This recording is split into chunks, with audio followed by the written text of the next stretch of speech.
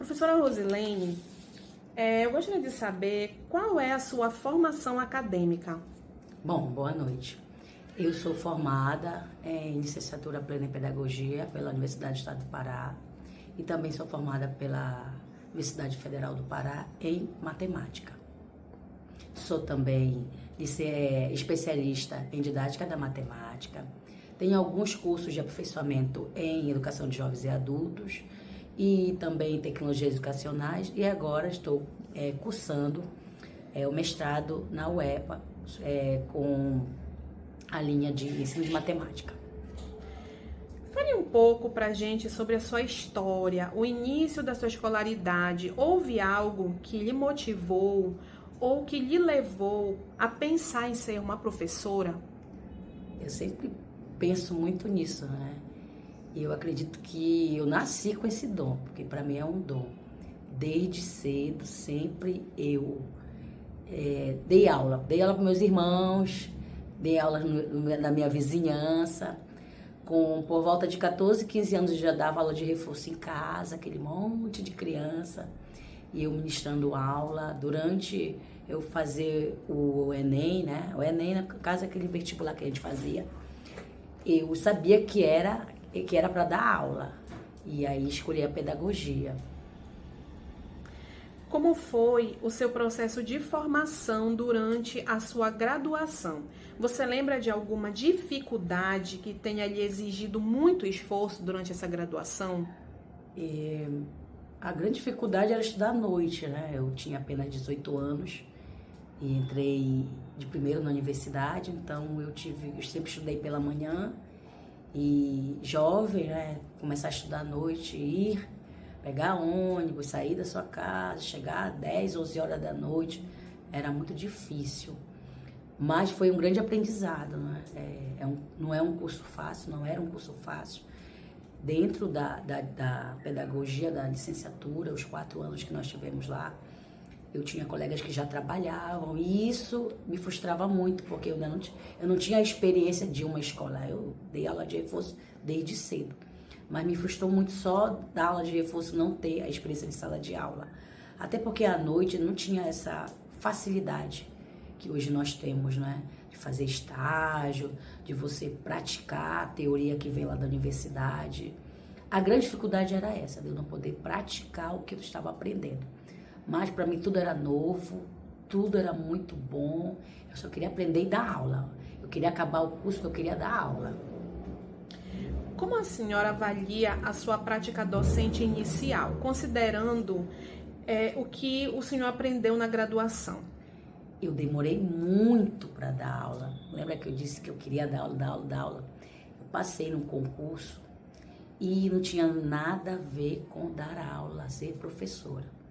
E nesse processo eu fiquei, acredito que mais de 10 anos sem dar aula. E Deus colocou para mim uma pessoa que colocou meu currículo num programa, que era o ProJovem, que era um programa de jovens e adultos. E lá eu comecei a ministrar aula. E nem foi na disciplina, na graduação, que eu tinha me formado primeiro, mas sim na de matemática. Então eu começo a dar aula na licenciatura, que eu ainda estava começando, né? Porque eu só uni a pedagogia com a matemática. E aí eu percebo mesmo que era isso que eu queria.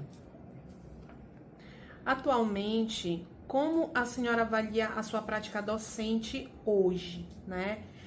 No caso, se a senhora tem pós-graduação, que a senhora já citou que tem, está fazendo mestrado, qual a importância desses cursos, né, para a sua prática pedagógica hoje? Eu sempre gostei de estudar. O professor, ele tem, né, por hábito, ter o estudo em primeiro lugar. Ele tem que estar sempre aprendendo, sempre atualizado, até porque o mundo, né, está precisando, está necessitando da gente estar mais na frente, porque senão a gente perde as oportunidades. E eu sempre tive a questão do estudo em primeiro lugar. Então, quando eu comecei com a minha prática, o meu primeiro trabalho, ele foi fortalecedor, porque ele foi também desafiador. Minha primeira experiência numa sala de aula, eu tive que aprender, e isso foi me dado, porque o ProJovem, que é a minha referência, ele tinha uma formação semanal, eu tinha que estar todo sábado formando, mostrando minhas experiências, compartilhando experiências com outros colegas que também estavam naquele mesmo programa. E isso me fortaleceu enquanto professora, enquanto prática. Então, eu avalio que a minha docência, a minha trajetória profissional, ela é validada pela questão do meu estudo. Porque se eu ficasse somente com a teoria, só com aquilo que foi passado, com o que eu achava que eu já estava sabendo tudo, eu jamais estaria onde eu estou. Eu sou uma professora que busco sempre conhecimento. Eu amo formação. Eu acho importante para nós as formações, as trocas, elas são importantes até dentro da escola, quando a gente compartilha as parcerias com as séries, com as experiências de outros colegas que passaram por nós ou que estão conosco.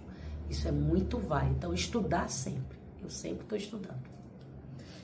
Conte uma experiência bem sucedida, aquilo assim que você obteve assim um bom êxito no exercício da sua docência. Algum caso assim em específico? São várias, mas há uma que me marcou muito. Isso foi, como eu demorei muito para ser professora, quando fui professora, eu já fui de uma vez. Então, eu tive a experiência do Projovem. Nesse mesmo ano, eu começo a ministrar aula na Prefeitura Municipal de Belém, como contratada. E eu recebi da minha diretora o desafio de alfabetizar uma turma. Nessa turma, eram todos alunos de idade, fora da idade série, e sem ler, com problemas de família, de comportamento, agressivos. Então, foi muito complicado para mim. Experiência nenhuma. E eu disse que eu ia conseguir. E se eu não conseguisse também, não tinha nem como dizer não, porque ela me confiou aquilo e eu, inocente, que eu acredito que eu não faria isso agora, coloquei na minha frente e comecei a usar das práticas, das formações que eu tinha. E no final do ano, eu tinha 100% dos alunos não alfabetizados, lá no começo do ano. No final do ano, eu tinha já 99% alfabetizado. Eu sou a chamada professora 100% alfabetizadora. Por que eu não fui o 100% nesse momento? Por conta de um aluno ter ido embora da escola. Ele sempre fazia isso. Quando chegava no final do ano, ele ia embora. Mas ele foi alfabetizado. Mas aí não conseguiu computar essa questão da alfabetização dele. Então, nessa sala, você via de tudo. Do aluno que estava muito, muito grande, para os alunos menores, em termos de idade, de aprendizado. Eles estavam quase no mesmo nível. E a gente criou também as parcerias. Eu não fiz sozinha. A escola me deu suporte, porque quando você recebe uma turma dessa, é um desafio muito grande, muito grande. Você sobrecarrega todas as expertises de você. Você vai ter que criar parcerias fortes para cuidar com você daquela turma. Então, eu tinha auxílio da informática, da biblioteca e da própria direção da escola, que quando eu precisava de um material, de um apoio pedagógico, eu tinha. Então, daí que eu consegui alfabetizar os alunos. Fale-nos sobre alguma experiência desafiadora em sua carreira. A gente acabou de falar do êxito, né? Agora vem algo desafiador. Para mim, todo ano surge um desafio. Nós temos uma questão muito problemática e é desafiador, que é a inclusão. Então, todo ano nós recebemos alunos de inclusão, autistas, né? TDAH, sem laudo, que é a grande questão agora que nós estamos tendo, alunos sem laudo, que não podem ser atendidos porque não têm um laudo. Então, você começa a trabalhar com você mesmo estratégias, porque você também não tem o apoio nesse momento, você não vai ter alguém para cuidar desse aluno, para estar do lado dele, até porque você não tem só um aluno, você tem 30 alunos dentro de uma sala que tem N situações, que vão desde não saber escrever o nome, no quarto ano onde eu estou ministrando aula agora, até uma criança que precisa de um suporte que seria um auxiliar. Mas os desafios, eles vão sendo colocados e a gente vai tentando trabalhá-los. É difícil? É difícil. Nós precisamos hoje viver sempre com a ajuda dos colegas, com a ajuda de coordenação, a ajuda da própria direção da escola, porque não é o meu aluno, é o aluno da escola. Então, os desafios estão aí. Eu não lembro de um específico, porque quando eu estou vendo que a situação está ficando difícil, eu não fico sozinha, eu não trabalho sozinha, né? Até um momento eu estou sozinha naquela sala de aula, mas quando eu vejo que aquilo vai prejudicar o todo, eu já vou começando a buscar ajuda dos outros parceiros que a escola tem, né?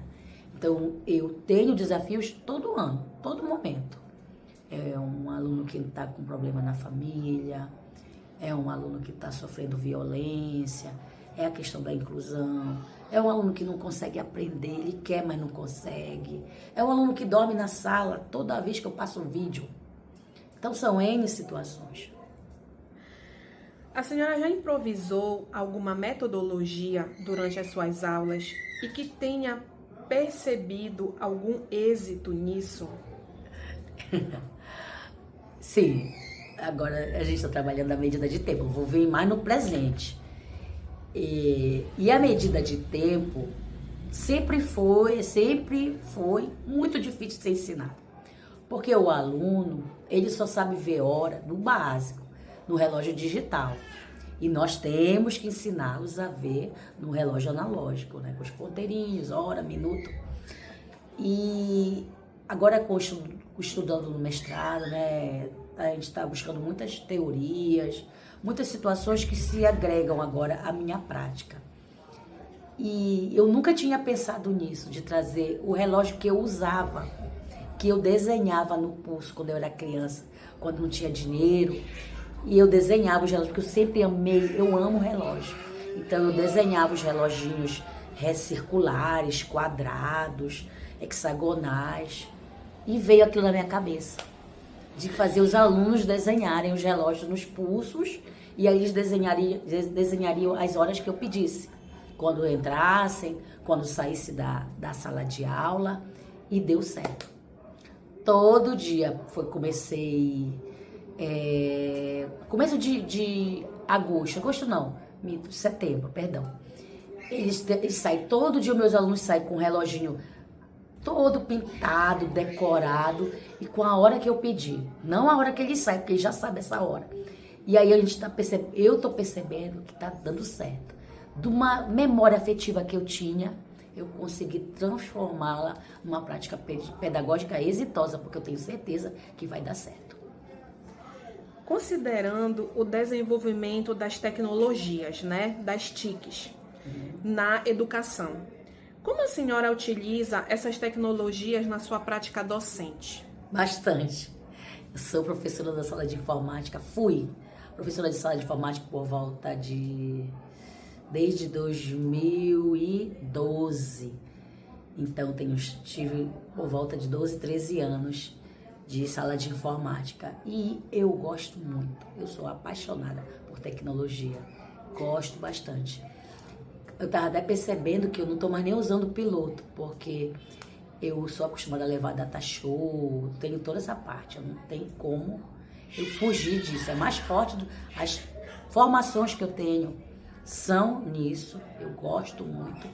E sou conhecida dentro da escola por conta disso, dessa prática. Sempre tenho cabo, sempre tenho um recurso diferente, algo que vai modificar.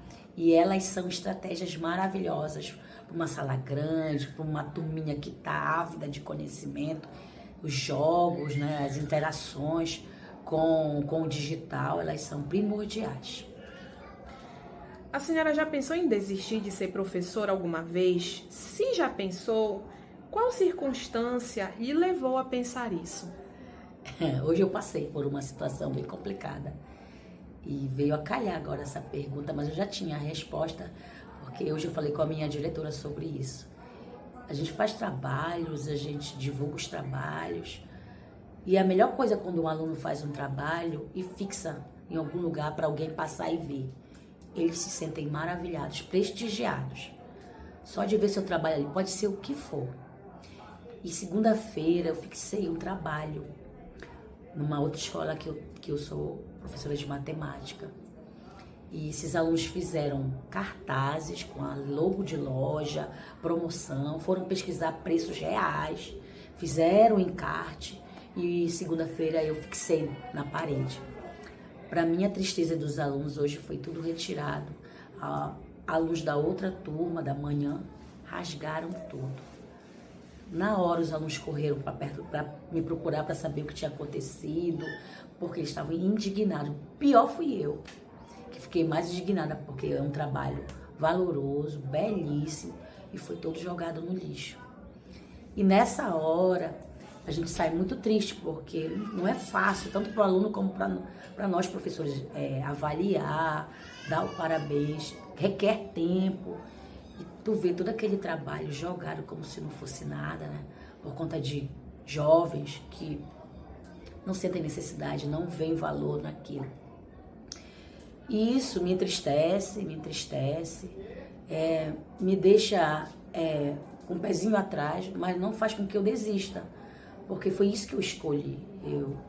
Eu sei que é difícil, é uma profissão difícil, a gente lida com muitas situações complicadas no dia a dia, mas ver um aluno querendo, fazendo, construindo, e isso aí não paga nada, né? Não paga essa destruição, essa falta de respeito. Pelo contrário, me dá mais força. Eu sempre quis ser professora. Não é fácil, nunca vai ser fácil. Eu sei que a turma que está vindo agora, de colegas, para eles também vai ser difícil, muito difícil. É um preparo mental, é um preparo físico. Mas quando você gosta daquilo, você se joga. E eu sou muito otimista, né? Me chamam até de romântica por ver a educação desse jeito. Mas é o que eu gosto. É o que eu me dedico, quando eu procuro um curso sobre isso. E isso me faz mais forte. Para situações como essa, de jogar, de destruir, de não aceitar aquilo, me tornam mais forte, mais ainda para poder pensar coisas melhores para aqueles alunos que ficaram tristes e desencorajados. O que a senhora diria aos alunos de licenciatura que estão no início da sua formação docente? Sejam preciosos para os professores de vocês, para os alunos que vocês vão ter.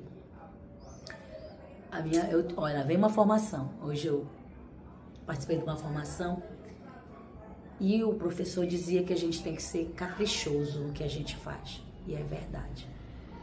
A nossa profissão, ela é muito valiosa, Para alguns não, mas eu não quero saber para alguns. Eu quero saber para os meus alunos que estão dentro da sala, ávidos por tudo. Às vezes não é nem de conhecimento, nem de matemática, não é nem de português. Eles querem só estar lá, porque lá naquela sala de aula é o refúgio deles. A gente não sabe muito da vida deles, porque a gente só passa aquelas 4 horas, mas a gente tem que ser caprichoso com a nossa profissão. Tem que gostar muito, tem que estudar muito, tem que estar sempre na frente, porque eles são muito rápidos. Os alunos é assim, ó. Quando vê, já estão te deixando bem ali, encostado. Então, tu tem que estar sempre atualizado, sempre procurando conhecimento que seja válido, um conhecimento válido, não vazio. Porque um profissional da educação, ele tem que ter isso. Ele tem que ter esse romantismo, ele tem que ter esse amor, ele tem que ter coragem, ele tem que ter otimismo. Ele não tem que vir com todas as mazelas. Vai estar lá, eu estou com todas as mazelas. Eu tenho problemas de saúde por conta da minha profissão. Mas eu não vou deixar isso ir para que o meu aluno até pare de estudar porque eu tô chata, eu vivo mal-humorada. Não, sempre sorriso no rosto. A gente consegue também muita coisa quando a gente compartilha. Se vocês verem, eu falo muito sobre isso.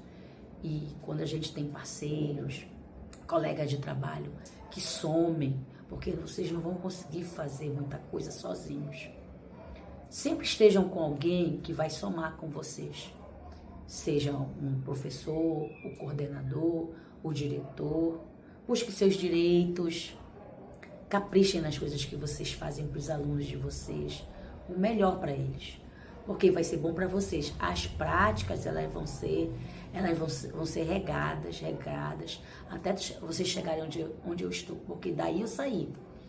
Eu fui licenciada, eu também tive que estudar muito, muito até hoje, mas eu estudei muito, muito, muito, porque era o que eu queria. Não era uma segunda opção, não pode ser. A nossa profissão que nós escolhemos, que nós estamos aí nas universidades, ela não pode ser a segunda opção. Ela tem que ser a primeira e a melhor.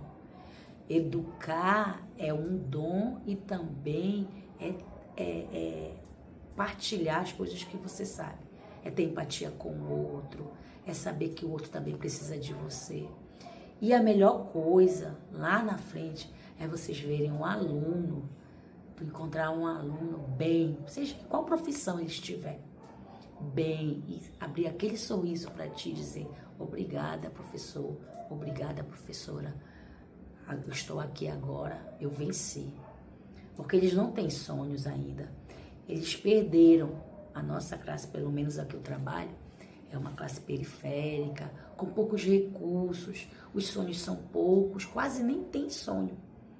E a gente tem que motivar, colocar para frente mesmo, porque para eles foi dado tudo, igual para todo mundo. Deus deu para todo mundo igual, nem mais nem menos. Inteligência, sabedoria, capacidade.